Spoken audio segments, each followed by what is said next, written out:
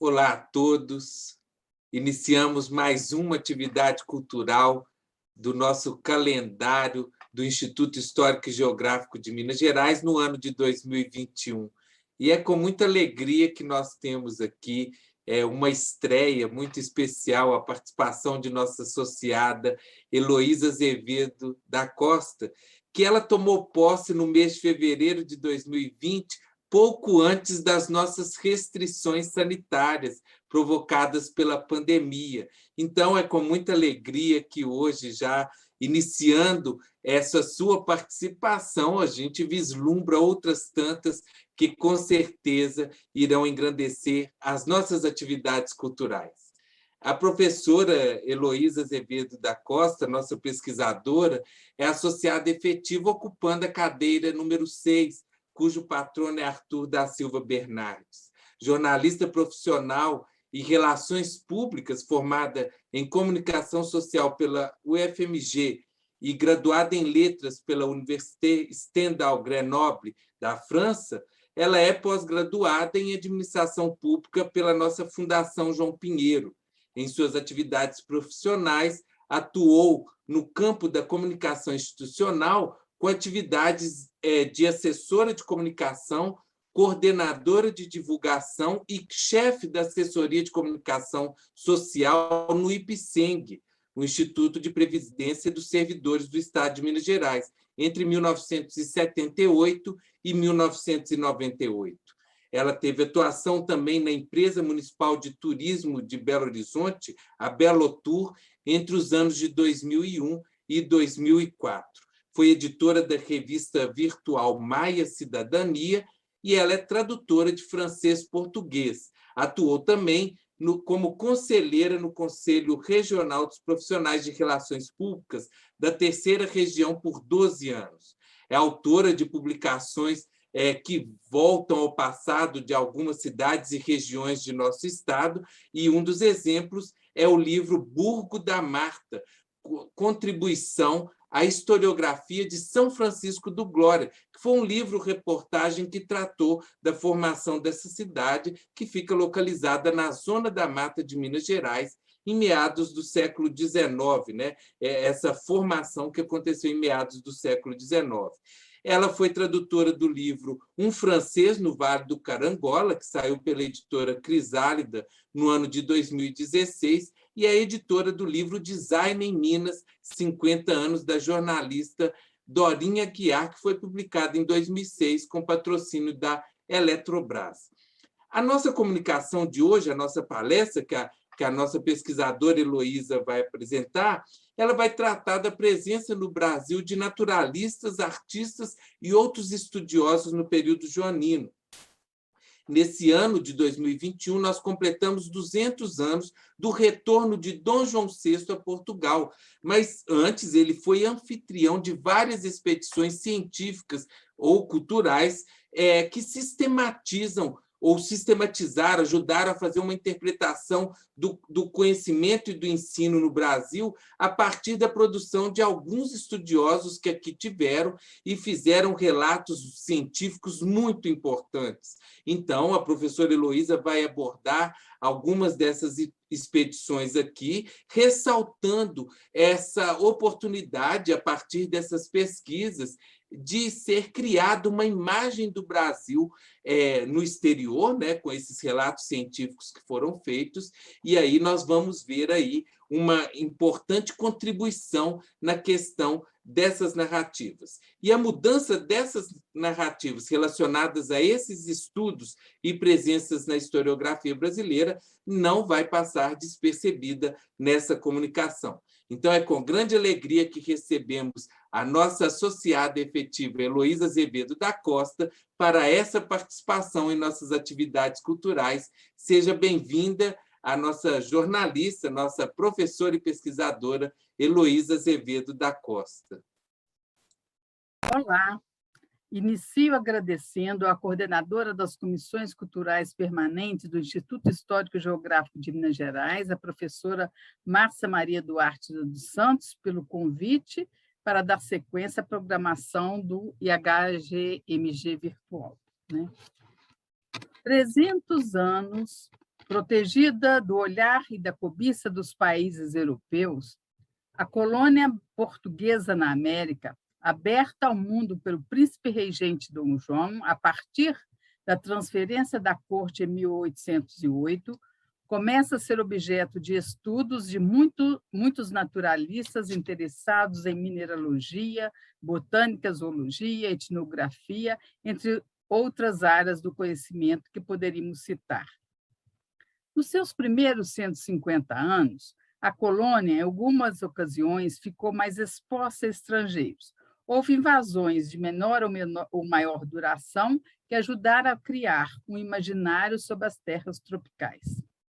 Nos 150 anos seguintes, Portugal cuidou de explorar sua colônia. Se plantando tudo dá, como dizia Caminha, exporta-se a madeira, planta-se a cana-de-açúcar, até que o ouro apareça aos borbotões. E qualquer dissidência era resolvida com mãos de ferros, até que a política expansionista de Napoleão Bonaparte chega a Portugal e a corte tem que se transferir para o Brasil. E este, como colônia de Portugal, e depois compondo o Reino Unido de Portugal, Brasil e Algarves, precisa tanto ser conhecido e fazer boa figura para o mundo, quanto receber as luzes da civilização e organizar-se ao novo momento de sua história. No que difere da Europa essa colônia abaixo do Equador?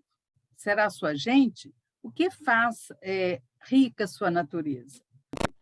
O desconhecido instigava as mentes da época ou era mesmo uma sanha viajeira que tomou a Europa? Difícil saber, mas com a diplomática abertura do Brasil às nações amigas praticadas por Dom João, e mesmo depois de seu retorno a Portugal, esses estudiosos continuaram a chegar às terras brasileiras.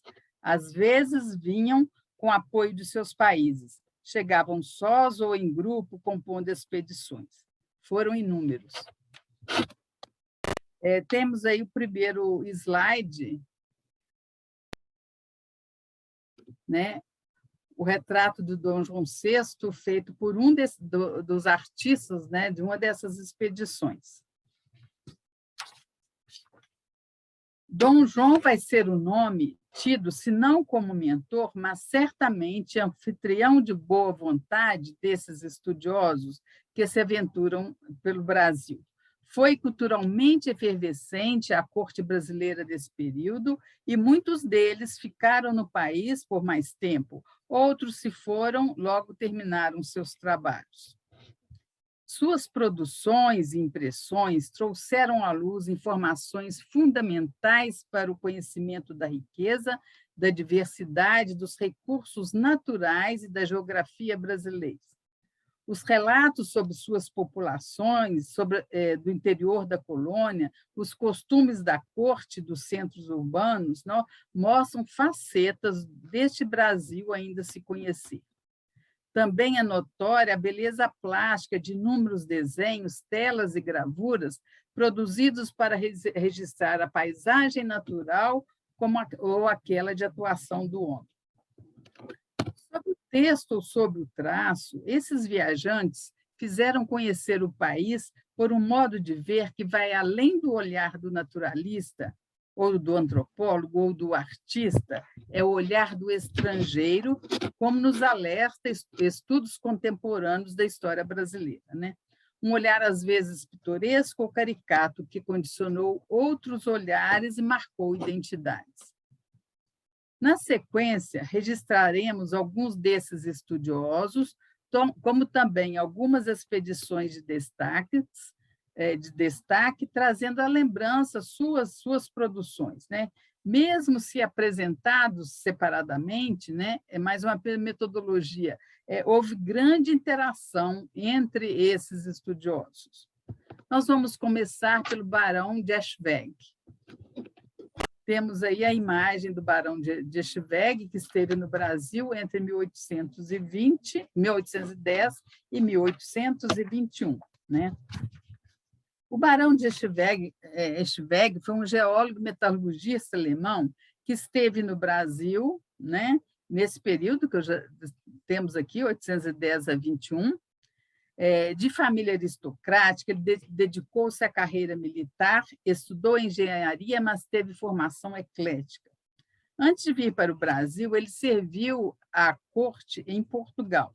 Lá, catalogou inúmeros aspectos da mineralogia portuguesa, como da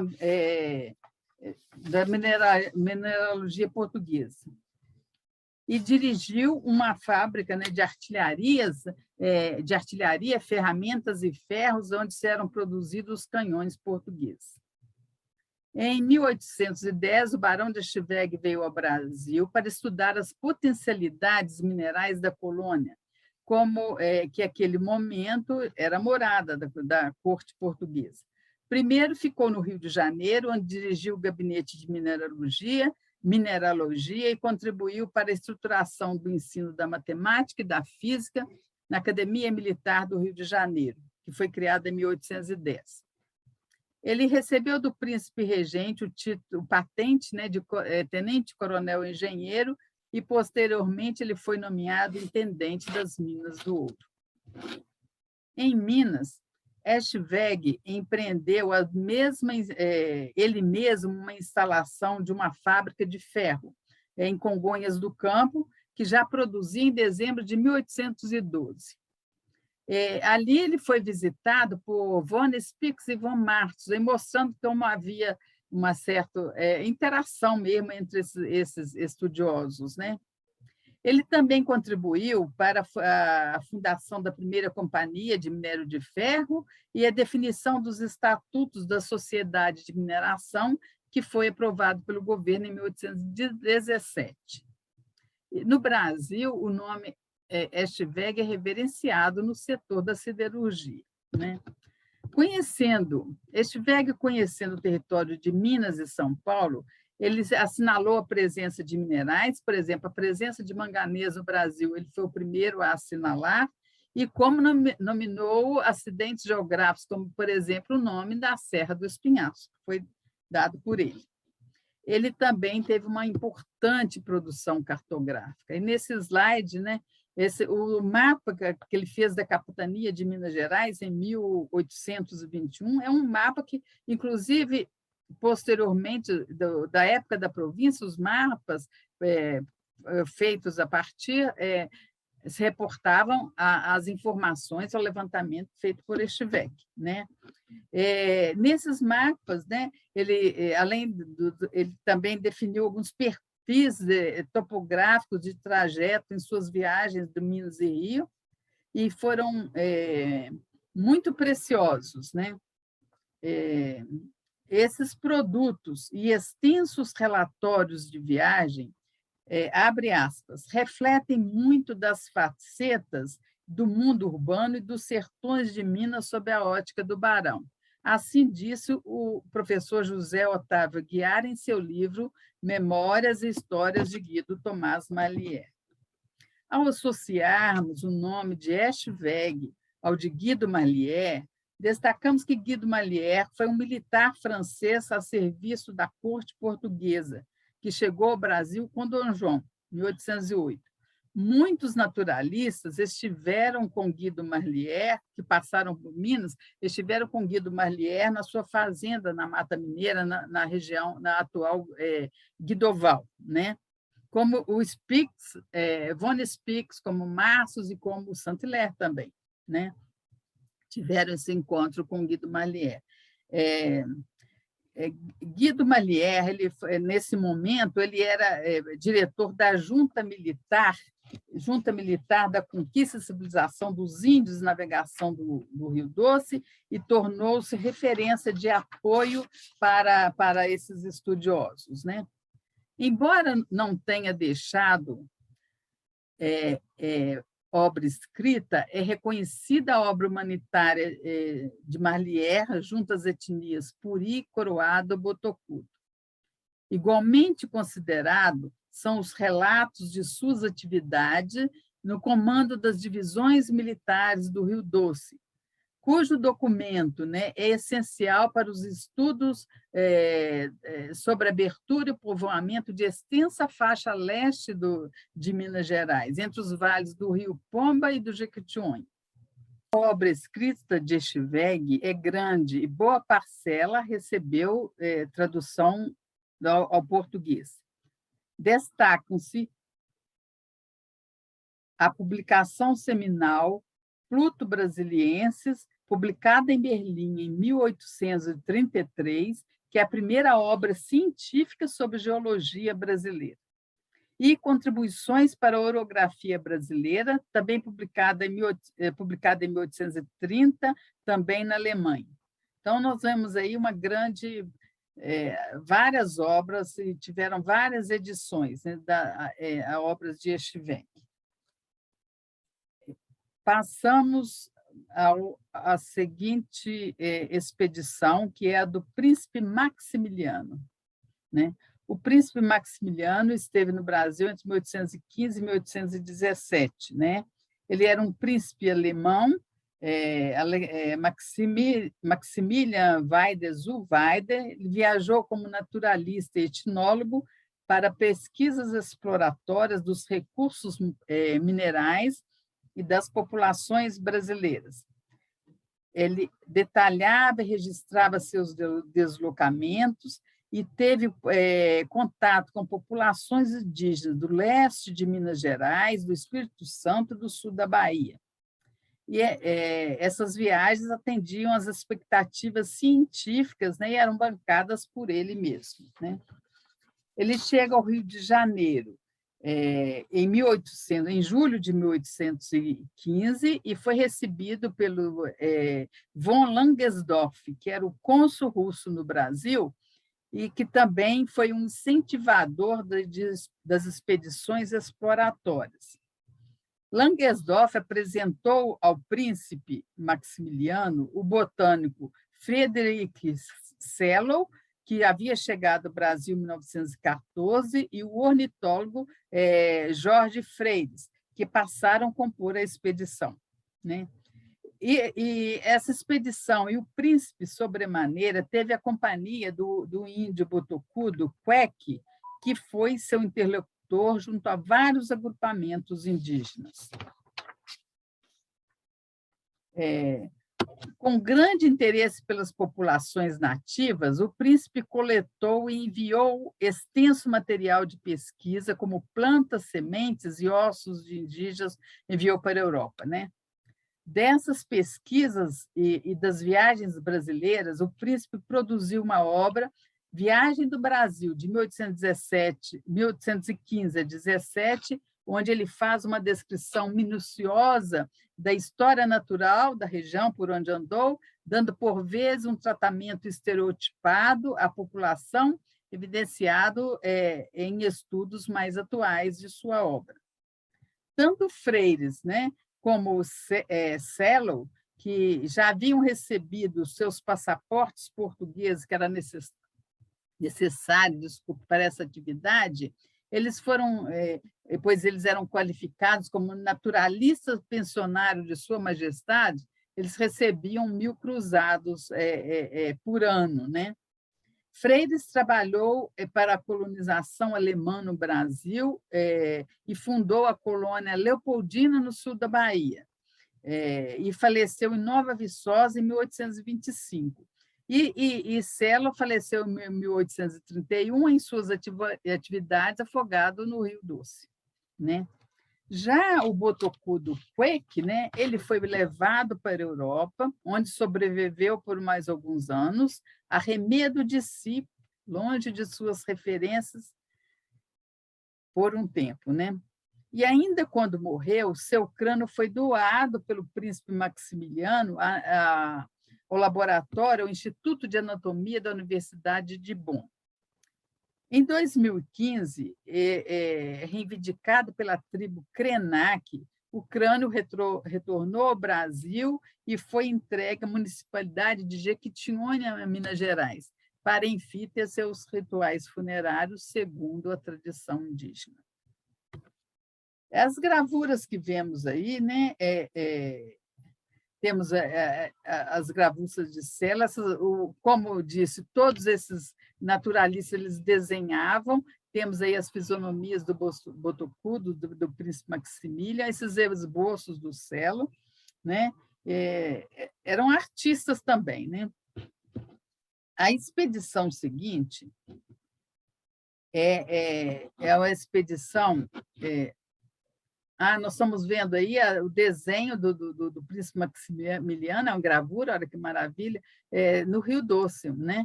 Uma paisagem no Rio Doce. Realmente, eles eram grandes. Esse aí que era mais cientista, mas mesmo assim, né?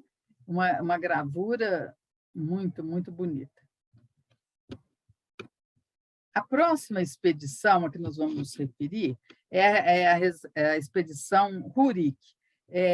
Na verdade, Rurik é o nome de um navio que uma expedição viajou ao mundo entre 1815 e 1818, e também patrocinada pelo chanceler do Império Russo.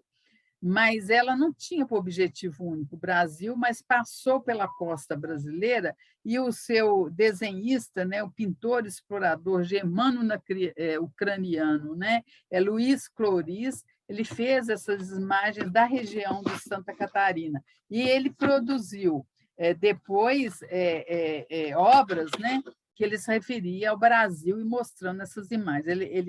Ele produziu uma viagem pitoresca ao redor do mundo, em conjunto com outros pesquisadores, e depois vistas e paisagens das regiões equinociais, né?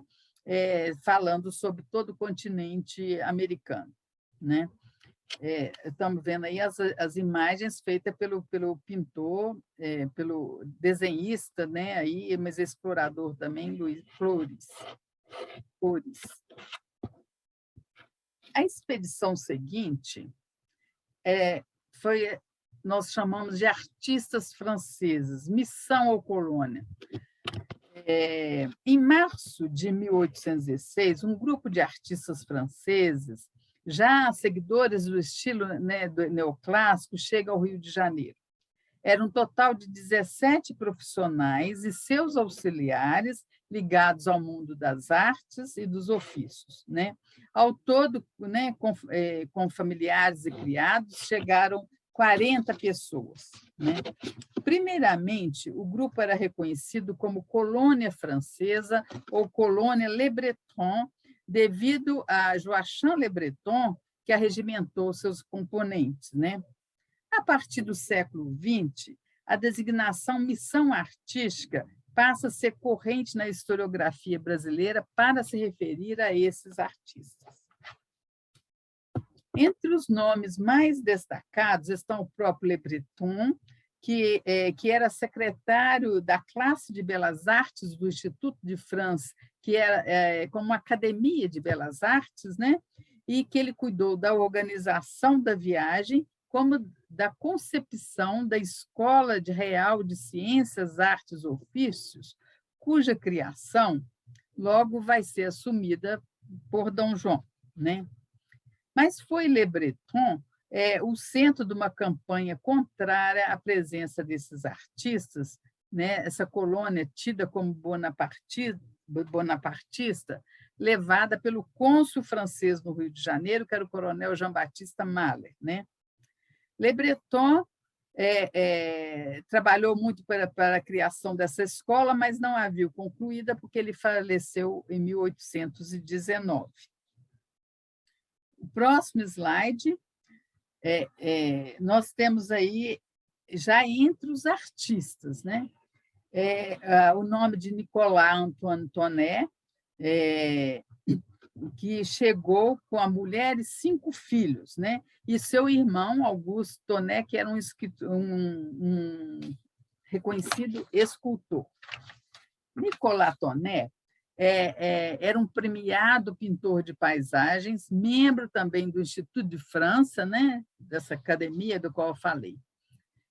Homem, entre parênteses, homem de 60 anos, com numerosa família, conforme se apresentara em carta a Dom João, oferecendo-se como professor dos príncipes infantes, segundo a Lilian Schwartz, no seu livro O Sol do Brasil. Nicolas Tonet, devido às dificuldades de implantação da Escola de Artes e Ofícios e os desalinhos na própria colônia, né, francesa dos artistas, ele retorna à França em 1820, com a mulher e com um filho. 4 filhos ficaram no Brasil, vão ter a sua jornada brasileira, né?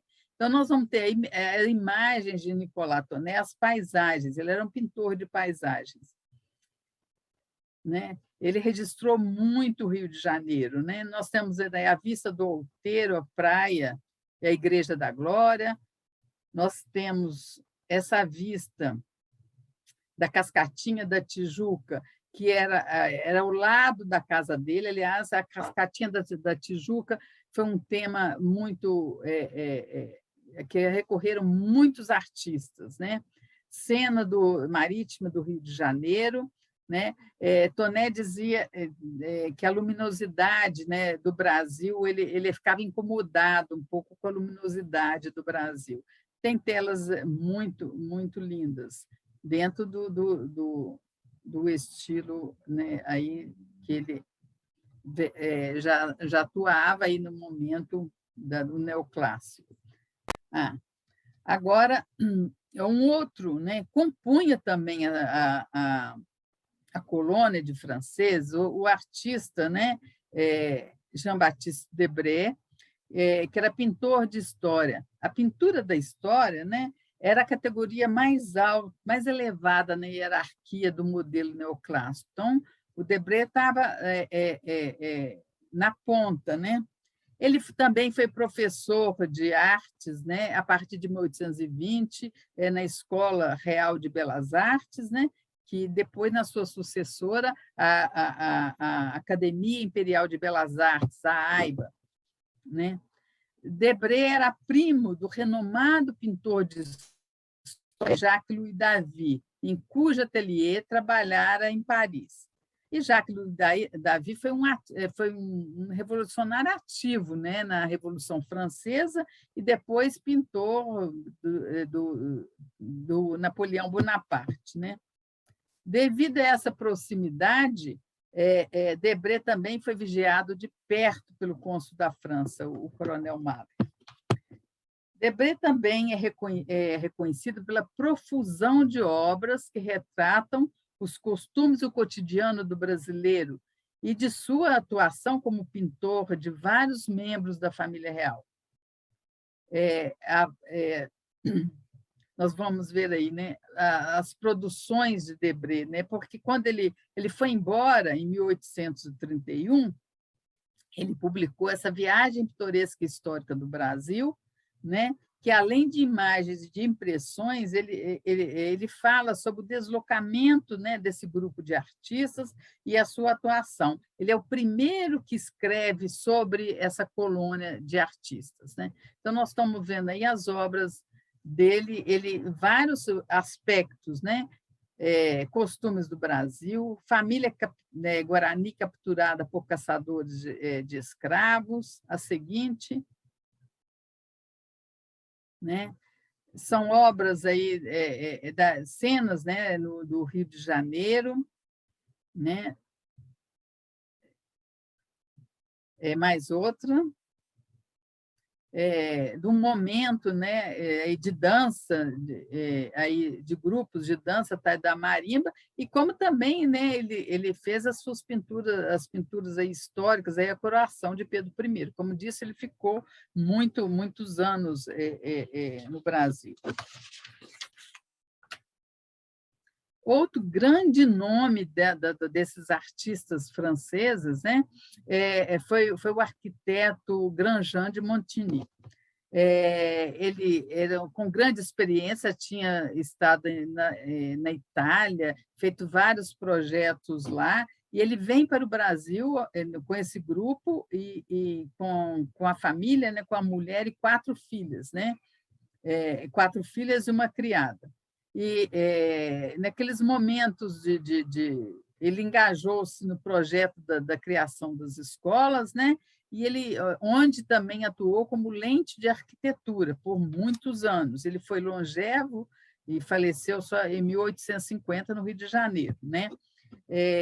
Por exemplo, de Montigny, o projeto do prédio da Academia Imperial de Belas Artes, um prédio em estilo, né, neoclássico, mas que ficou pronto só em 1850, né? Esse prédio foi demolido por volta de 1937 e o seu pórtico foi transportado para o Jardim Botânico do Rio de Janeiro, né? Também são de Montigny, né? Os projetos que a gente ainda pode ver no Rio de Janeiro hoje, que é da Casa França Brasil, e como também a residência dele, que era na Gávea, que é hoje a propriedade da PUC Rio, e que esses imóveis ainda são funcionais, né? A qualidade dos trabalhos produzidos retratando vários aspectos da vida brasileira, como os de Debré, as paisagens de Nicolas Tonnet, onde as pessoas são parte de uma natureza harmônica, e mesmo as obras que nos ficaram de Montigny, tido como introdutor do estilo neoclássico na arquitetura brasileira, fizeram esse grupo de artistas reconhecido e reverenciado. No entanto, há diferentes narrativas sobre o motivo de sua vinda para o Brasil. A ideia de que o grupo teria chegado a convite de Dom João contrapõe-se outra de que esses artistas reconhecidos, né, bonapartistas, como já disse, teriam saído da França por não estarem bem junto à corte restaurada dos Bourbons, e que só no Rio de Janeiro ofereceram seus serviços à corte de Dom João VI. O debate tornou-se evidente com a divulgação de um estudo, A Missão Artística de 1816, de Afonso Tonnet, bisneto de Nicolas Tonnet, na revista do Instituto Histórico e Geográfico Brasileiro, em 1912. Então, e essa mesma publicação, em 1916, com a comemoração dos 100 anos da chegada dessa expedição, ficou muito evidente, né? A partir de então, o nome missão artística prevaleceu na historiografia. A ideia de missão resvala a de encargo, já que o autor vê esses artistas como, abre aspas, abnegados, apaixonados pela arte, valentes trabalhadores, segundo Lilian Schwartz. Diz ela que o autor Afonso Tonnet, repetindo a publicação anterior de Debré, também advoga que esses artistas teriam vindo para o Brasil a convite da corte. Esses dois pontos, né, a nobreza da função do grupo e a origem do convite, ou autoconvite, são temas que volta e meia ressurgem com releitura dos acontecimentos. A polêmica afasta o fato em si e centra-se na narrativa da história, onde são considerados a carga semântica das palavras e a intencionalidade do narrador. Pode-se dizer que a discussão desloca-se do campo da história para o da letras e, mais precisamente, da área da análise do discurso.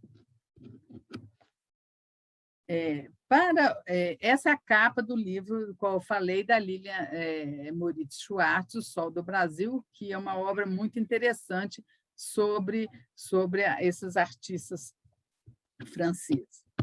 Para os historiadores de arte, é certo que a vida dos artistas franceses no período joanino, cuja atuação se estendeu à época imperial, foi determinante para a formação, segundo o cânone neoclássico, de geração de artistas brasileiros que passaram pela Real Academia e depois pela AIBA, Academia Imperial de Belas Artes.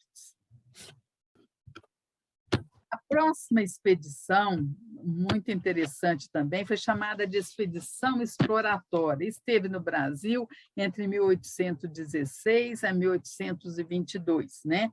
Essa expedição foi financiada pelo governo francês, né?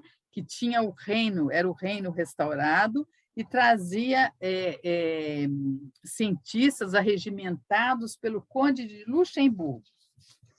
Chegou ao Brasil em junho de 1816. Vocês viram? A expedição anterior chegou em março, essa em junho. A corte realmente era um momento de evolução, né, com esses pesquisadores.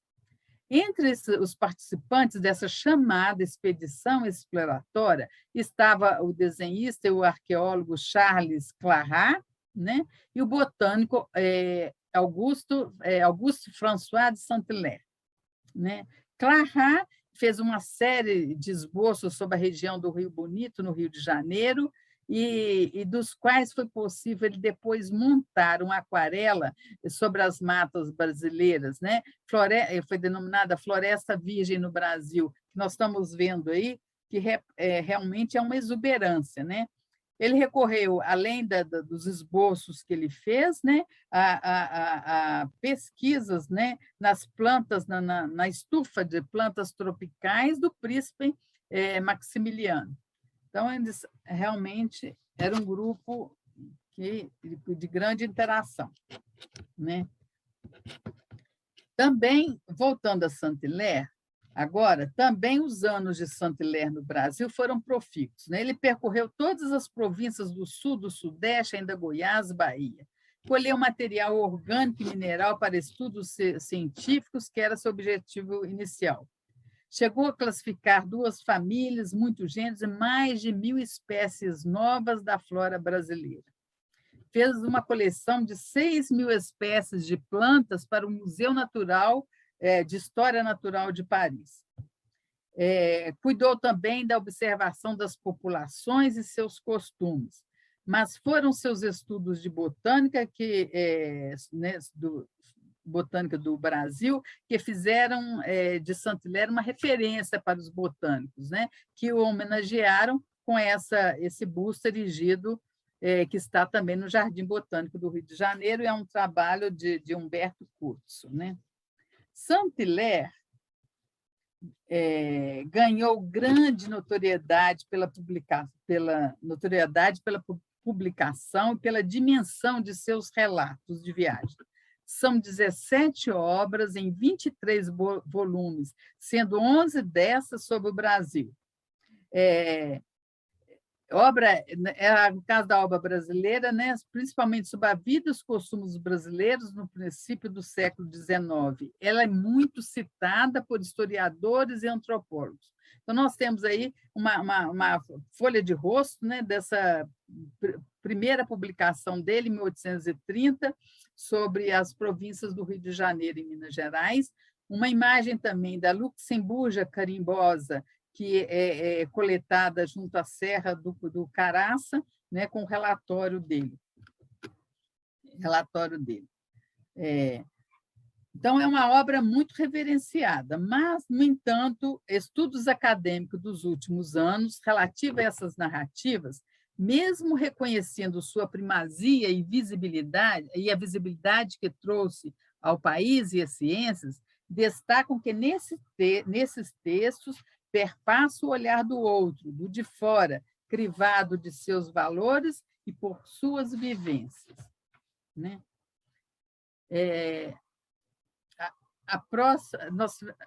As imagens nós passamos agora para a missão austríaca. A missão, nós estamos vendo aí a imagem, né, Leopoldina de Habsburgo, né, que foi a nossa imperatriz, né? E essa expedição, a missão austríaca, acompanhou a arquiduquesa Leopoldina, que veio para se casar com o príncipe Pedro de Alcântara, que vai ser o imperador Pedro I, né? Devido ao interesse de Leopoldina, a princesa, ela foi uma mulher, né, de estudo e de muitos interesses, né, nas ciências naturais, nas artes. Ela trouxe uma comitiva de cientistas, botânicos, zoólogos e artistas europeus, formando essa missão austríaca, né? Nós vamos destacar de pintor, né, o Thomas Ender, e o médico antropólogo von Marsus e o naturalista von Spix, né? Von Spix, que vieram nessa missão austríaca. Thomas Ender ele foi patrocinado pelo príncipe Metternich, né? Ele chega ao Brasil, ele fica por um período de 10 meses, mas teve uma expressiva produção, né? Pintou inúmeras obras, né? Apesar de não publicar nenhum álbum, né? Mas suas pinturas aparecem em publicações de vários naturalistas e elas hoje compõem o acervo da Academia de Belas Artes de Viena. Thomas Enders ele adoece no Brasil e retorna, acho que ele fica no Brasil até 1818, né? Então, nós podemos ver aí pinturas de Thomas Ender na sequência, né? São paisagens também muito bonitas, paisagens da Guanabara. Ele também pega o mesmo motivo lá de Toné e intitula, né, o seu trabalho Pequena Cachoeira na Floresta da Tijuca, junto à casa do senhor Toné, né? Já Spix, Spix e Marx, eles ficaram no Brasil por 3 anos, percorreram, além, as nossas fotos dos nossos jovens aí, né, gente? Por 3 anos, eles percorreram, além do Rio de Janeiro e São Paulo, a província de Minas, né? Eu estou focando mais no trabalho deles, às vezes, em Minas. No seu livro Viagem ao Brasil, em narrativa detalhada, eles descrevem, né, a província de Minas, por onde eles passaram, né? Onde, nos arredores de Vila Rica, eles puderam visitar uma forja de prata do Eschweg, né?